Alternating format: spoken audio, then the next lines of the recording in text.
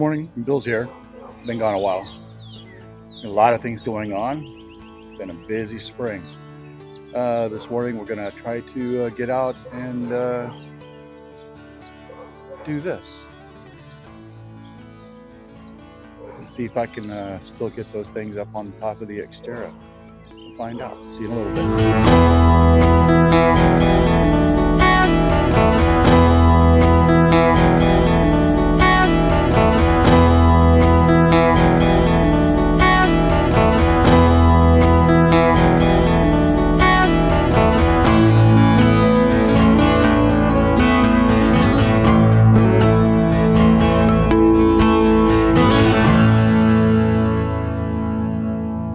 Bill's back. We're at Lake Manawa State Park, doing a little kayaking, a little photography. Not many birds, but there's definitely a lot of fish out here. Very happy. Love is not in the air, love is in the water. We'll talk a little bit about kayak safety here, probably after this is done. I'm out here with my wife and our little Shih Tzu. It's really peaceful out here. Kind of late in the day. I think it's around noon.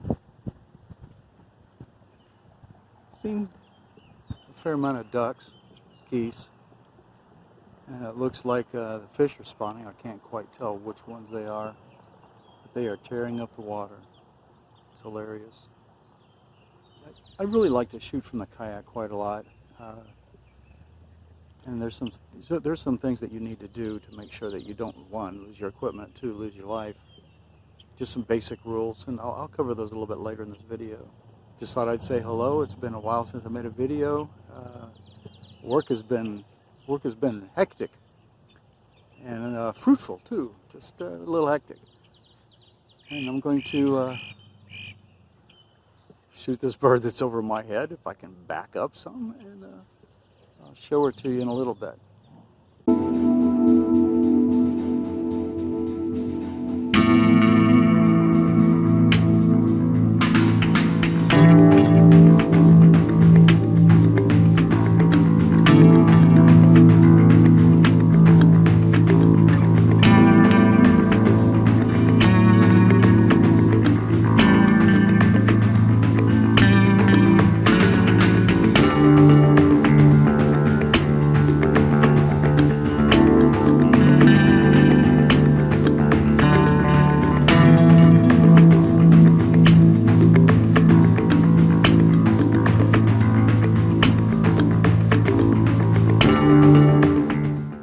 Hi, Bill here in the backyard, in the upper backyard, sitting in a kayak on dry land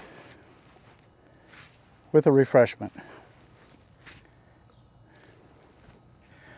There's some things that you really need to pay attention to when you decide to start kayaking kayaking period. And if you want to kayak with expensive gear, you really need to make sure you're ready to do that. I don't think that it's a really good idea to buy a kayak, use it one time, and then put $3,000, $5,000, $8,000, $10,000, $12,000 worth of camera gear in it and take off on a lake. What you're going to find out is most of the time you're going to want a kayak that's rated for slow-moving, moderate, or just plain outright flat water. You really can't shoot from a fast-moving kayak unless somebody else is doing the work for you, and you're just sitting there. This kayak is pretty basic. It's a few $100, and if you can tell it's dirty, sorry, it's been used. It's extremely stable for as inexpensive as it is. It also has these nice little cushions right here where your legs hit, which I think is really important because you can really wear them out trying to brace yourself when you're working through the water. The first thing you want to buy with a kayak is a good paddle. And actually, to size the paddle, they want it to be from the floor to somewhere this long as you stand with your arm up in the air. It helps with the length of what you're going to be doing, your leverage, and how much you can get in the water without compromising your balance. The next thing is this, a life jacket. Do not go in the water without one on. I don't care how good you are at swimming or what. Makes no sense. You don't know if some crazy boater is going to run into you. You're going to flip by a log and get stuck. You need a little bit of extra buoyancy. You're going to be running through some heavier water or faster water, and you go over. You want some extra buoyancy. Along with a life jacket, you need this. If you get separated in high wind from your kayak and you're floating around, or you can't get back in your kayak, you have a whistle to help you get heard by other people. Just don't leave the shore without these things. One of the last things, and I think is just as important, is if you drop this, which should be tethered to your kayak, behind you preferably, so it doesn't get in your way. If you drop that and lose that, these things are like $5, and they fit inside the kayak and they take up no space whatsoever. And then you can turn around and go back and get the paddle that you somehow dropped. I have these things called dry bags. They're plastic or rubberized, usually nylon bags, fairly ripstop oriented, and they won't usually get a hole in them too easy. You can spend a tiny amount of money or you can spend a lot of money. I have several in different sizes for different uses, and I put them in different places in the kayak so I have access to different things at different times. This one carries my drone. I like to put my drone in a dry bag and shove it to the very front of the kayak. The next thing is the big bag. Kind of takes up too much space. I need one that's about that tall. I may change this out. But inside the big bag,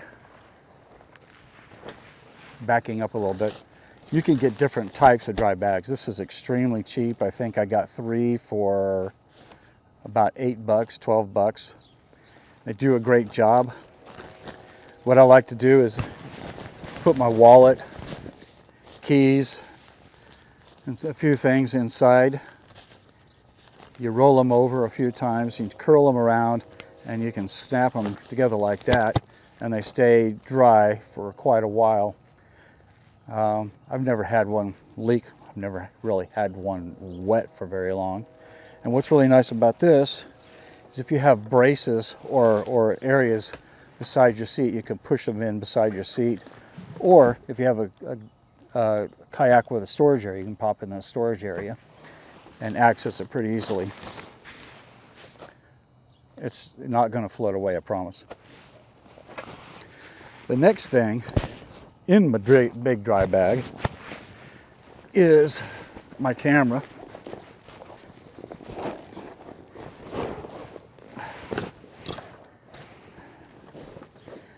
This is my camera.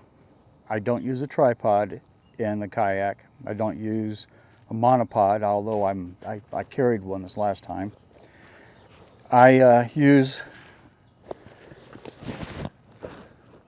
this by this brand, Low Pro. There are several different kinds, and it will hold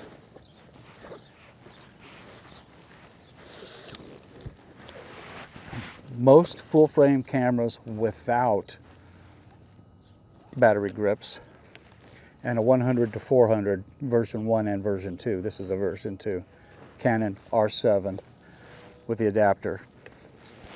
It fits fully inside here.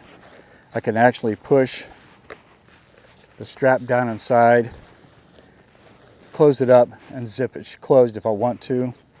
It has its own carrying strap. I don't ever worry about that. Half the time I take it off. But what's really nice about that is once it's inside here and inside the wet bag, dry bag, it doesn't get beat up. I can actually bang it around a fair amount and not worry about damaging anything. What else I got in here? Oh, gloves with a grip.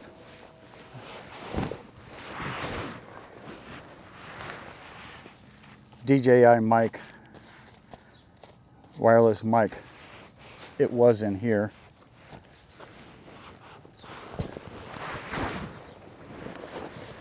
What do we got here? Ah, yes, another small dry bag. Inside here, I have batteries and cards. Far too many than I should need on 1 or 2 days. I think I have 6 or 7 batteries in here for the R7. And I think 8 cards. All inside this bag. Last but not least, I was going to carry 2 camera bodies. I have a 90D I really like. I just left that at home. Was only supposed to be out for about 8 or 9 hours today. Came in after about 4 and a half. This is my 24-105 f4L Canon lens. Inside here, I keep it in, again, close it, roll it over, snap it. I keep it in a foam bag so it doesn't get banged around too much. I don't have to worry about it getting bumped. It's pretty safe and doubly dry, being inside the dry bag itself.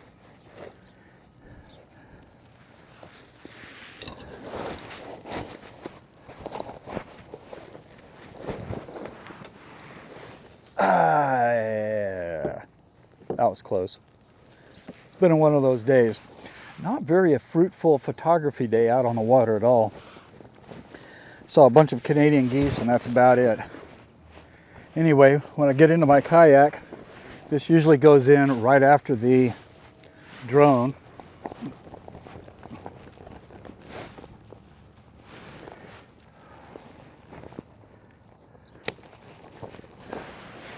It's dropped in, partially pushed in like that.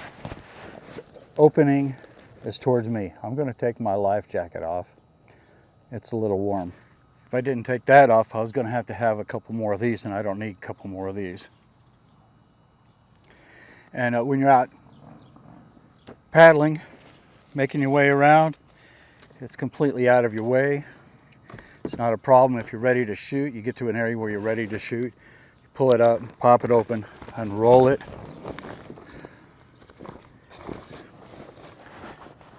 Pull your camera out.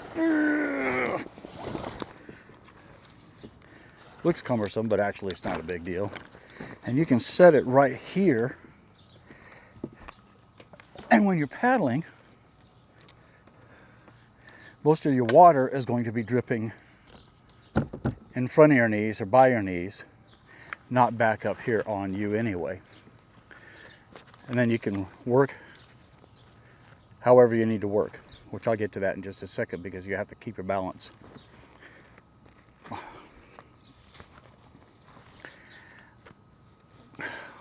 Most of the time, I don't use a camera strap. When I'm in the kayak, I have a camera strap because if it falls, it won't go far unless the camera strap is not on, and it will go as far as it is deep. And I don't believe that the Canon R7 is water sealed to 12 inches. I mean, if you sprinkle water on it, it's going to be fine. But the electronics up here under the hot shoe cover, they're really sensitive. I think that's probably the biggest complaint about the R7 amongst people who actually enjoy the camera, is that a little bit of water goes a long way towards causing a problem. When I shoot, since I'm old, I don't turn and bend around very far. I can't. I just don't have the ability to twist and turn quite like I did 10 years ago or 30 years ago. But anyway, what's really nice is you have a full range of motion. I'd say a good 90 degrees. And when I shoot, I like to get into position and then try to drift. Sometimes I'll drag this right here, depending on one side or the other, depending on which way the wind is blowing to my back, to try to keep me pointed in one direction. And keep your elbow on that, and you can kind of maintain a direction. Too much wind, you're going to have a problem. Something that I noticed a couple years ago, and I ran into again today, is when you're shooting, sometimes you get a little bit of vertigo going on, and it's kind of crazy, because what happens is you might be sitting here perfectly like this for hours on end. You pick up your camera and you're ready to shoot. You look through here and you try to focus on something, and all of a sudden you can feel a little bit of dizziness, just a little bit, and you start to lean, and that's when you get into trouble. You really have to maintain your headspace when you're doing this. But if you just know that it could happen and pay attention to what's going on, you won't have a problem. I just never ever really have a problem. I just notice it. And I love this combination. I have my camera set up for fairly high-speed wildlife shooting. Right now it's on electronic first curtain at 1/1250th. It's usually 1/1600th with auto ISO. With this lens, I just leave it at 5.6. I have the Canon 800 f11. I have not taken it in the kayak with me, and I probably won't. The reason is it has it's just not very versatile. I love the lens, but it's just not very versatile. You can't frame by zooming with that lens. But anyway, back to kayaking. If you have any other questions, really, just post them below, and I'll try to answer them the best I can. Like I said, I really enjoy paddling and shooting, and what's really nice is if you're calm and quiet and peaceful, and you take your time, and the wind is blowing at just the right direction, you can drift close to and then away from wildlife, something on shore, something in the water, without it panicking and taking off and running away from you. I like to say about 50 feet from things. Anyway, like I said, this is what I do, and it works out really well. And if you have any questions, please post them below and I'll get to them as soon as I can. I promise it's not going to be 2 months between video releases. I'm going to be doing these a lot more often.